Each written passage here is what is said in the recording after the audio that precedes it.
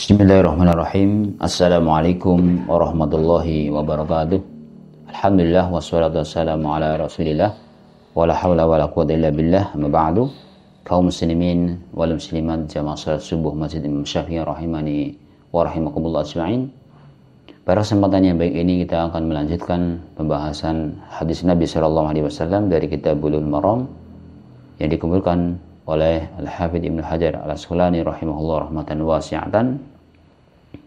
Masuk pada hadis yang ke-287 tentang bagaimana Nabi sallallahu alaihi wasallam salat sunnah dan beliau meringankan bacaannya. Ringan bacaannya ketika salat qabla as-subhi. Salat sunnah sebelum subuh.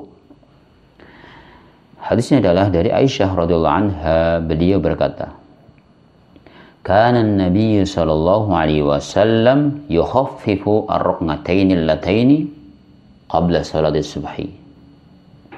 Nabi sallallahu alaihi wasallam biasa meringankan 2 rakaat yang dilakukan sebelum salat subuh.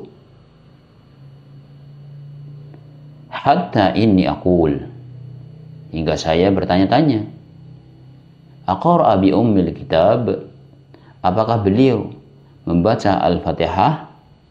Ini hadis muttafaqun alaih, artinya disepakati oleh Bukhari dan Muslim, diriwayatkan oleh Bukhari dan Muslim.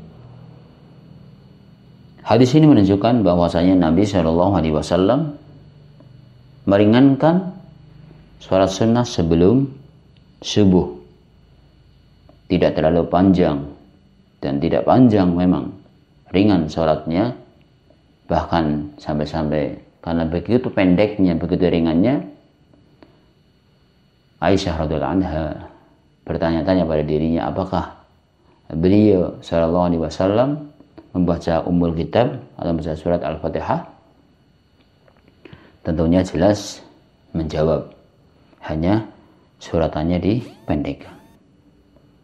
Makanya hadis berikutnya, dalam hadis yang ke-288, ini contoh yang menjelaskan bahwa Nabi Shallallahu Alaihi Wasallam membaca surat tertentu, yaitu surat Al-Kafirun dan Al-Ikhlas.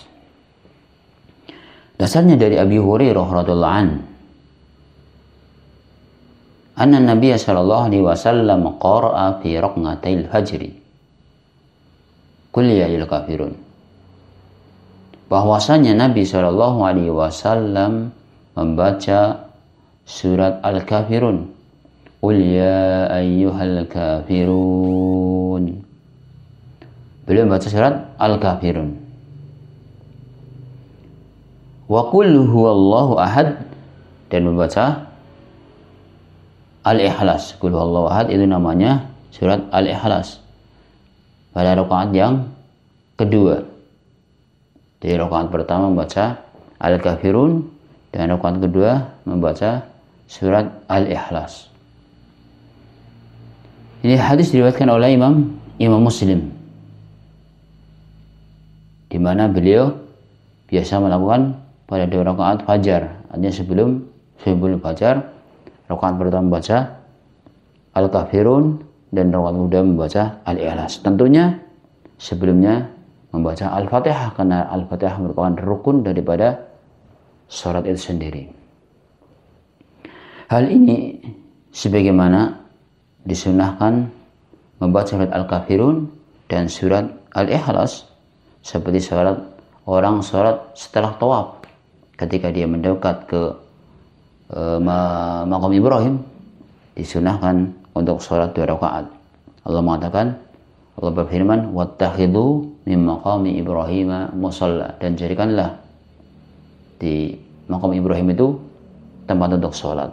Di situ disunahkan sholat 2 rakaat, dan rakaat pertama membaca surat Al-Kafirun, rakaat kedua membaca surat Al-Ikhlas. Ini sebagaimana tadi sholat sunnah qabliyatas subhi, sholat sunnah sebelum subuh. Jadi Bapak Ibu semuanya, jamaah sekalian rahimani wa rahimakumullah ajma'in, menunjukkan pentingnya sholat sunnah sebelum subuh Dan ini tidak harus panjang, bahkan Nabi SAW mencontohkan bacaan yang ringan. Di mana kita sudah bahas sebelumnya, bahwasanya 2 rakaat sebelum subuh lebih baik daripada dunia seisinya. Subhanallah. Rakaatul fajri, rakaatain qabla al-fajri, ada rakaatul fajri khair minad dunya wa ma fiha. 2 rakaat sebelum fajar lebih baik daripada dunia dan seisinya. Dunia dan seisinya. Maka kita berusaha bergegas untuk mendirikan sholat berlomba-lomba untuk melaksanakan sunnah Nabi SAW, yaitu salah sunnah qabla as-subhi ini. Kalau kita lihat begitu besar pahalanya qabla as-subhi, bagaimana dengan sholat subuhnya? Subhanallah. Maka kita bergegas dan kita berusaha menjaga kewajiban dari Allah SWT dan juga menjaga sunnah Nabi SAW. Hanya kita mohon kepada Allah SWT, semoga Allah Subhanahu wa Ta'ala berikan kekuatan kepada kita untuk mengikuti tuntunan Allah dan Rasulullah SAW, dan dimudahkan untuk melaksanakan ketaatan kepada Allah Subhanahu wa Ta'ala, dan Allah berikan kekuatan kepada kita untuk meninggalkan larangan-larangan Allah dan Rasulnya. Akhirnya kita tutup dengan doa kafatul majlis. Subhanakallah wa hamdika asyhadu an la ilaha illa anta astaghfiruka wa atubu ilaik. Assalamualaikum warahmatullahi wabarakatuh.